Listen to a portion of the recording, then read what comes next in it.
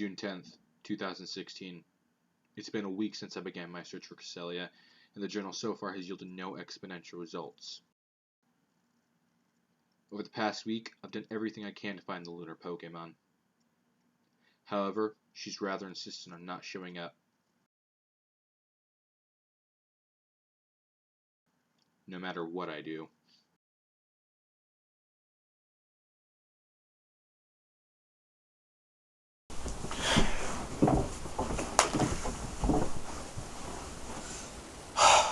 I've honestly run out of ideas. I've tried everything, from honey, I've even used sweet scent a few times. I've even tried summoning the damn thing, but it just won't show up. I don't know what to do. I haven't slept in a week because I don't want to have nightmares. I've had to drink caffeine, and I am burdened with the ability to taste caffeine, and it ain't good. I am going to go absolutely insane thanks to that magic space pony going missing. Ugh. I guess I'm gonna have to do some research. Guys, I have a Cresselia problem.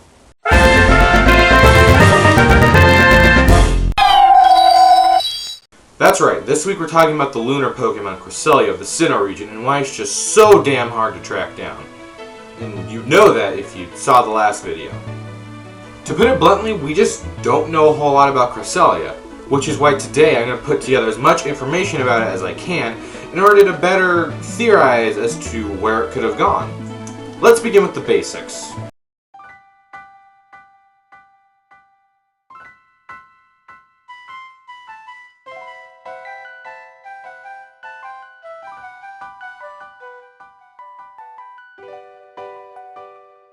Cresselia is the legendary Pokemon that resides on Canalea's coast and is the polar counterpart to Darkrai, to which it's actually known to be very hostile towards. Its wings resonate on the quarter moon with shimmering particles that have the power to dispel nightmares and replace them with dreams.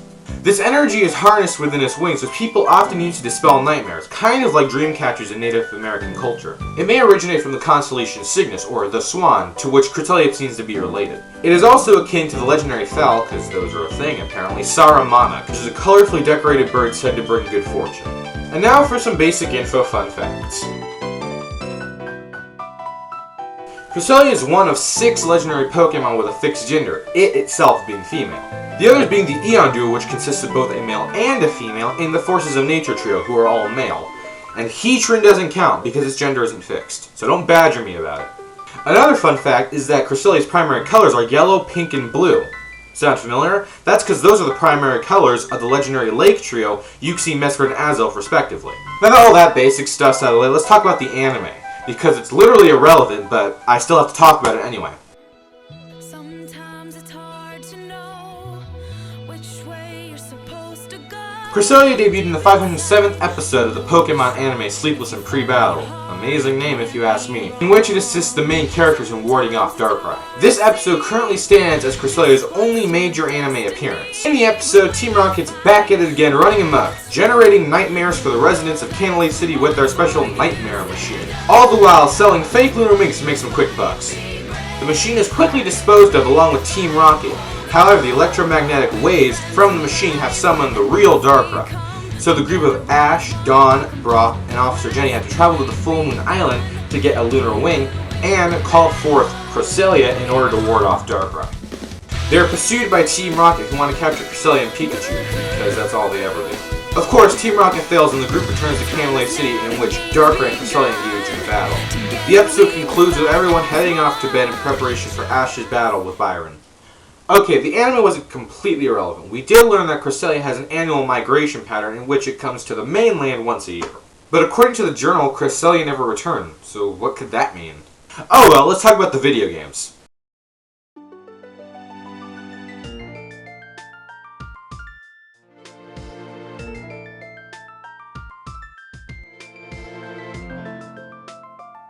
In the Generation 4 games, Cresselia can be first encountered on the Full Moon Island, to which it quickly flees upon being talked to, leaving behind one of its lunar wings.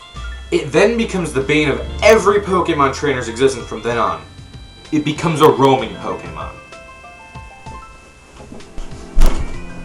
Porque why? Sorry about that.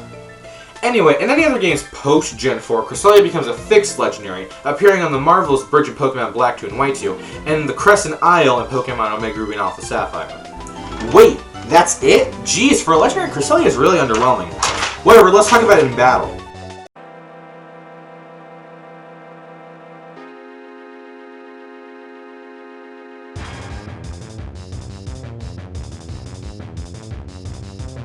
In battle, Cresselia's highest stats are its defense and special defense stats, as it's more a Pokemon for support or annoying the crap out of your opponent rather than actually doing damage like Darkrai. Its natural moveset is mostly Psychic type and status based, with movesets like Psycho Shift, Moonlight, Safeguard, and Mist, along with its signature move Lunar Dance, which causes Cresselia and Fate, but in turn causing the next Pokemon to switch out to be completely healed. Cresselia mostly learns normal moves via TM, and by Move Tutor can learn other status moves like Helping Hand, Magic Coat, or Skill Swap. Now for some Cresselia move pool fun facts. As a Generation 6, a level 1 Cresselia can know Lunar Dance, Psycho Shift, and Moonlight, but don't worry about getting rid of these moves, as it relearns them at level 84, 75, and 57 respectively. It also learns its last move at level 99, being Moonblast.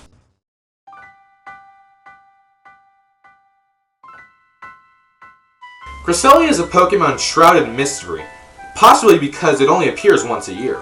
And although it's a Psychic type, it somehow possesses the power to defeat a Dark type like Darkrai.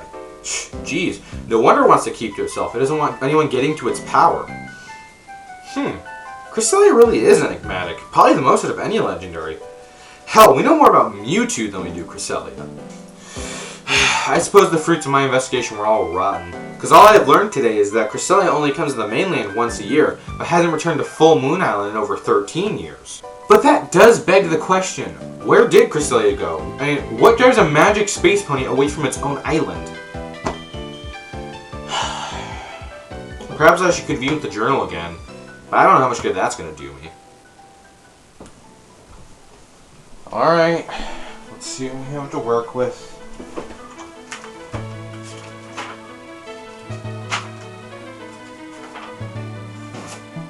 This looks interesting. November 23rd, 2002. It's my 5th day on Full Moon Island, and I have found no traces of where Cresselia may have gone. I haven't even found a Lunar Wing. However, I did spot a cave on top of the island's mountain that may yield something. However, the storm is approaching, so I'll have to stay in the cabin overnight. November 24th, 2002. The storm has passed and I have begun my journey up the mountain with the island guide, who tells me that the trip will take all day. But I don't care, as long as there is something in that cave. The guide actually told me that he'd never seen the cave before, and that either I have a good eye, or Cresselia has created it before she left.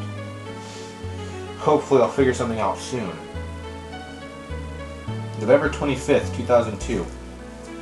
Well, we couldn't find any Lunar Wings in the cave, or any signs of the Lunar Pokemon for that matter.